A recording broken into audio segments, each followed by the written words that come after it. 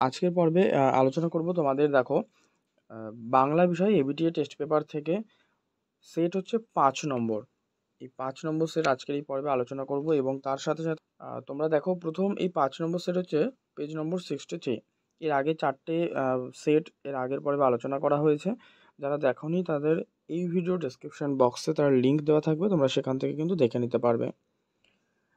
অবশ্যই দেখো এখানে প্রথম যে প্রশ্ন রয়েছে যে আদরিণী গল্পের লেখকের নাম কি। তো আদরিণী গল্পের যিনি লেখক তিনি হচ্ছেন প্রভাত কুমার মুখোপাধ্যায়। 2 নম্বর, আদালত অবমাননার জন্য মোক্তার মহাশয়ের কত টাকা জরিমানা হয়েছে? উত্তর 5 টাকা। 3, মহারাজ হাতির বদলে মোক্তার মশাইকে কিসে করে আসতে বলেছিলেন? উত্তর গরুর গাড়ি। মহারাজের মেয়ের বিয়েতে যাবার জন্য মোক্তার মশাই কত টাকা দিয়ে হাতি কিনেছিলেন? উত্তর 2000 টাকা। চৈত্র সংক্রান্তিতে কোথায় বড় মেলা হয়? উত্তর বামুনহাটে। সংস্কৃত ভাষার চাল কি রকম? গদাই লস্করি চাল। বাংলা ভাষা বাংলাদেশের স্থানে স্থানে রকমারি ভাষা থাকা সত্ত্বেও কোনটি গ্রহণ করা হয়েছে? উত্তর করবে কলকাতার ভাষা।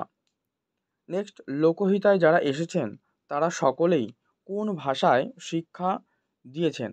সাধারণ লোকের ভাষায়। নেক্সট প্রশ্ন রয়েছে আব্দুল করিম খাঁর ধর্ম ছিল গান, লেনিনের ধর্ম ছিল নতুন পতাকা। এত এত ধর্ম তবু তারা কোথায় থাকে? এত এত ধর্ম তবু তারা একই গ্রহে থাকে। Option C. দিগ্বিজয়ের রূপকথা এটি কার লেখা? নবনীতা দেবসেন। দিগ্বিজয়ের রূপকথা। নেক্সট হচ্ছে দুয়োরানী রাজপুত্রকে সাজিয়ে দেবার সময় কি কি দিতে পারলেন না? উত্তর কবচকুণ্ডল, ধনুক, তুনীর এবং শিরস্ত্রাণ। Option A. নেক্সট রয়েছে নিশ্চিন্তে রাজপুত্র কোথায় পৌঁছবে? উত্তর তৃষ্ণাহর খরজুরের দ্বীপে। Option B. পোর্টরাজকে, পোর্টরাজ হলো দামা। দূরপথের বাড়ির বাইরে নিম গাছে কি ডাকছে? উত্তর কাক ডাকছে। পরবর্তী 17 নম্বর প্রশ্ন, তুমি তোমার কি আমার হাত রাখবে, মানে তুমি তোমার কি আমার হাতে রাখবে? তো এটার উত্তর কি হবে? যে ছোট্ট দুটি হাত। উত্তর হবে ছোট্ট দুটি হাত। Option C. নেক্সট রয়েছে যে সংস্কৃত, গ্রিক, লাতিন ও ফার্সি প্রভৃতি ভাষাগুলির মধ্যে মিল খুঁজে পেয়েছেন কে? উত্তর হচ্ছে স্যার উইলিয়াম জোন্স। সমাজ ভাষাবিজ্ঞানের মূল যে ভাগ তা হলো 3টি। ভারতে অভিধান রচনার সূত্রপাত হয় জাস্কের নিরুক্তি থেকে। মুখের মান্য বাংলায় মৌলিক স্বরধ্বনির সংখ্যা মোট 7টি। ল ধ্বনিটি এটি একটি পার্শ্বিক ধ্বনি। নেক্সট, 4টি ব্যঞ্জনধ্বনির সমাবেশে তৈরি গুচ্ছ ধ্বনিটি হলো? উত্তর করো 4টি ব্যঞ্জনধ্বনির সমাবেশে তৈরি গুচ্ছ ধ্বনিটি হলো সংস্কৃত। অর্থের অভিন্নতা বোঝাতে ব্যবহৃত হয় সমার্থকতা। থিসরাস প্রথম কে রচনা করেন? Peter Mark Roget. কুমোর শব্দের উৎপত্তি হয় কুম্ভকার থেকে। নেক্সট, বাংলায় আকার মাত্রিক স্বরলিপির প্রবর্তন করেন কে? উত্তর যতীন্দ্রনাথ ঠাকুর। তিনি কিন্তু বাংলায় আকার মাত্রিক স্বরলিপির প্রবর্তন করেন। মহিনের ঘোড়াগুলি আত্মপ্রকাশ করে 1976 সালে। বিজ্ঞানের চর্চা আর গবেষণার জন্য বসু বিজ্ঞান মন্দির প্রতিষ্ঠিত হয়। উত্তর 1917 সালে। ইস্টবেঙ্গল ক্লাবের জন্ম হয় 1920 খ্রিস্টাব্দে। এরপর শূন্যস্থান দেওয়া রয়েছে যে উল্লেখিত ঘটনার পর সুদীর্ঘ ড্যাশ বৎসর অতীত হইয়াছে। এটা করবে 5 বছর। হীরামতির সাজ পরান ঘোড়ার উপর ড্যাশ বসালে কি ভালো দেখায়? উত্তর বাদর। 33, যেন সে ধর্মই নয়। উত্তর প্রাতিষ্ঠানিকতা। Option D. এরপর হচ্ছে ক্রম অনুযায়ী বাক্যের পুনর্বিন্যাস করো। আচ্ছা, যেটা রয়েছে যে এটার আমি উত্তরটা শুধু বলে দিই, তোমরা এখানে বইতে করে নেবে। 34, এটার উত্তর করবে অপশান এ। Option A. প্রথমে দ্বিতীয়টা, তারপর চতুর্থ, তারপর তৃতীয়, তারপর প্রথমটা। ঠিক আছে। 35 নম্বর হচ্ছে সত্য মিথ্যা নির্ণয় করো। এর উত্তর হবে হচ্ছে বি, অর্থাৎ প্রথমটা মিথ্যা, তারপর সত্য, সত্য এবং মিথ্যা। 37 নম্বরে রয়েছে দেখো, আচ্ছা তোমাদের 36 নম্বরটা বলা হয়নি। 36-এ রয়েছে কি, এখানেও সত্য মিথ্যা দেওয়া রয়েছে। এটা করো প্রথমটা মিথ্যা, সত্য, সত্য, মিথ্যা। 37 নম্বরে যে স্তম্ভ দেওয়া রয়েছে স্তম্ভটা আমি দেখিয়ে তোমাদের। এখানে করবে অপশান বি, ঠিক আছে। একের সেম বিভিন্ন কালি দিয়ে দেখিয়ে দিই, তোমাদের সুবিধা হবে। মস্তিষ্ককে প্রথম ভাষা শেখার যন্ত্র বলেন, উত্তর হচ্ছে চমস্কি। নেক্সট, বিভাজ্য ধ্বনির অপর নাম, এটা করো খণ্ডধ্বনি। এরপর রয়েছে দারুণ শব্দের অর্থ কী, এটা করো কাষ্ঠ নির্মিত। এবং তিন ব্যঞ্জনের সমাবেশে তৈরি যুক্ত ধ্বনির যে সংখ্যা তা হলো 2টি, ঠিক আছে।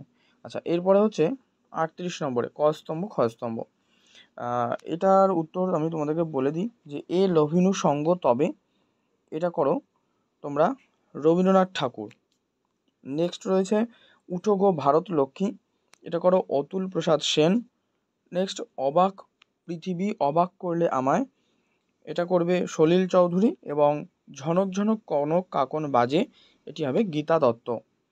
নেক্সট প্রশ্ন দেখে নেব।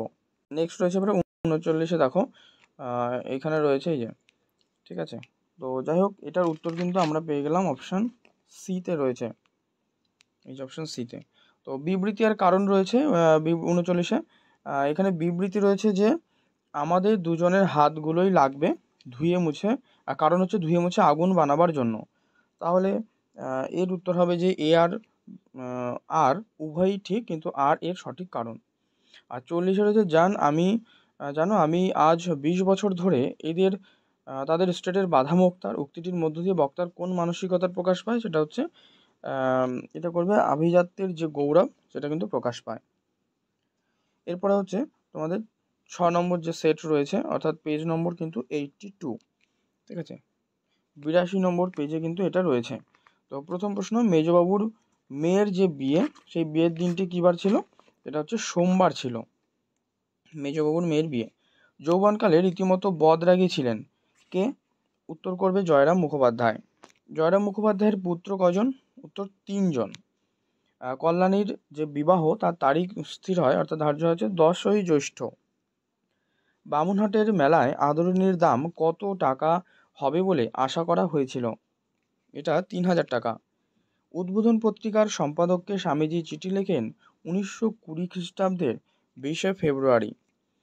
লোকহিতার শব্দের অর্থ হলো লোকহিতায়, অর্থাৎ লোকহিতের জন্য। নেক্সট প্রশ্ন,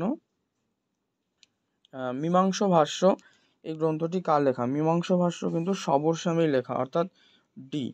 শুধু না থামা কখনো আচ্ছা কার ধর্ম, এটা হচ্ছে বাতাসের ধর্ম, কখনো না থামা। আব্দুল করিম খাঁ, তিনি কিন্তু একজন সঙ্গীত শিল্পী। আর দিগ্বিজয় রূপকথা কবিতায় কবি রক্তে নিজেকে কি মনে করেছেন, এখানে কিন্তু নিজেকে কবি রাজপুত্র বলে মনে করেছেন। গার্সিয়া লোরকার ধর্ম কী ছিল, কবিতার জিত। সপ্তডিঙা, যেটি একটি জলযান। দিগ্বিজয়ে যাওয়ার সময় কবির কাছে আশীর্বাদ সরঞ্জাম ছিল কটা, সেটা হচ্ছে 2টি, ভালোবাসা আর হচ্ছে বিশ্বাস। পোর্টরাজ গল্পটি বাংলায় অনুবাদ করেন কে, সুনন্দন চক্রবর্তী। হে ভগবান, গৌর দেয় না কেন কেউ কুত্তাটাকে, বক্তাকে, এখানে বক্তা দুর্পদ। পাথরের ফাটলেও কথক ও তার সঙ্গিনীর কি বানাতে আটকায়নি, উত্তর বাসা। তুলনামূলক ভাষাবিজ্ঞানের সূত্রপাত করেছিলেন স্যার উইলিয়াম জোন্স। উপলক্ষ অনুযায়ী ভাষার বদলকে সমাজবিজ্ঞানীরা কি বলেন, তাকে বলা হয় রেজিস্টার। খণ্ডধ্বনির অপর নাম বিভাজ্য ধ্বনি, একটি উষ্মধ্বনি, এখানে তালবস্য। আচ্ছা, ঐতিহাসিক শব্দার্থ তত্ত্বের আলোচ্য বিষয় কি, এটা করো যে সময়ের সঙ্গে ভাষার অর্থের পরিবর্তন। 2 বা ততোধিক শব্দের মধ্যে অর্থগত সাদৃশ্য থাকলে সেই সব শব্দকে কি বলা হয়, এটা করো সমার্থক শব্দ। কালি শব্দটির আদি অর্থ ছিল কালো রঙের তরল বস্তু। এখানে শব্দার্থ পরিবর্তনের যে ধারা অনুসরণ করা হয়েছে, সেটা হবে শব্দার্থের প্রসার।